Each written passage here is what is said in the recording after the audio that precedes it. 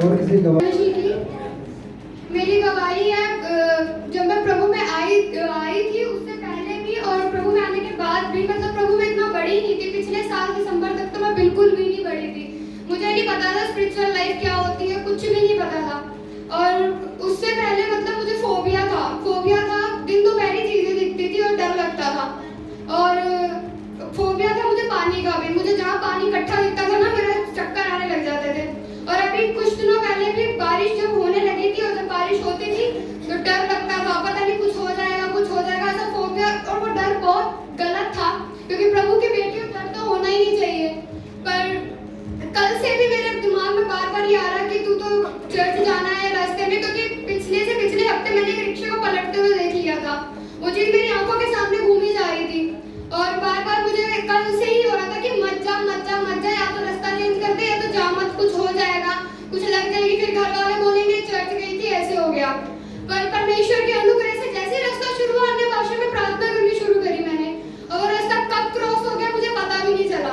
प्रभु को महिमा मिले। और प्रभु के अनुग्रह से मेरी गवाही एक और भी है। मेरी गवाही है प्रभु में आने से पहले की। उससे पहले मुझे मेरे चेहरे पे बहुत घमंड था। जब कुछ ऐसी बात हो जाती थी ना, मैं लोगों को सिर्फ ये बोलती थी, मुझसे बात करनी ना 100 बार शीशा देख के फिर मुझसे बात करियो। पर परमेश्वर ने वो घमंड कहाँ जाके रखा मुझे पता ही नहीं चला। और अब चेहरे में प्रभु नहीं दिखता। जब शीशे को देखती हूँ यही कहती हूँ, मैं नहीं, मेरा प्रभु सुंदर है।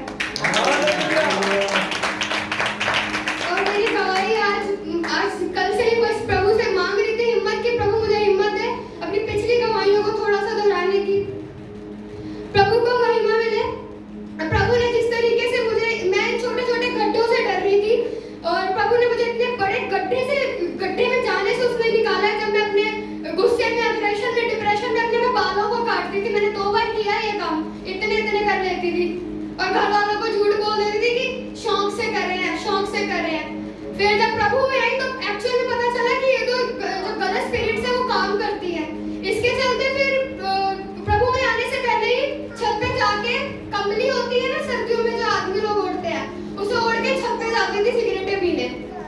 और अपने अलमीरा की जहाँ कपड़े रखे थे उसके अंदर टप्पी रखी थी सिगरेट की, अंदर रखती थी। जब गुस्सा चढ़ता था ना पी लेती थी और आके ऊपर जाके और नीचे आके सिर्फ सो जाती थी। इतना बस ये था कि जब टेंशन बढ़ने लग जाती थी ना, कुछ चीजें ऐसी थी कि जब मैं रात को बैठ के अपनी बहन के गोदी में सिर रख के रोती रहती थी, पता नहीं बिना फालतू की बातों में सिर्फ रोती रहती थी।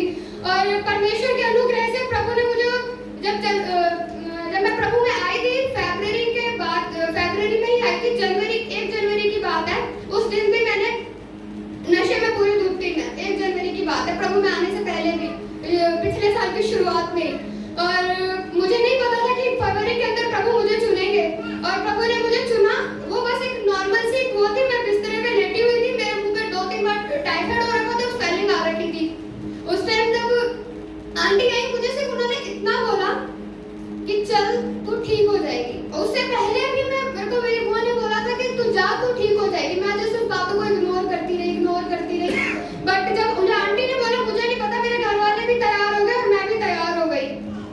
पर परमेश्वर के अनुग्रह से वो ऐसा टाइम आया कि मैं उठी, खड़ी और तैयार हो गई। और आज प्रभु के अनुग्रह से मैं सामने खड़ी हूँ। और प्रभु ने मेरा जीवन इतने अद्भुत रीति से बदला है कि पिछले साल ही मैंने जो टप्पियां थी ना उनको तोड़ के अपने हाथों से फोन पे डाला था।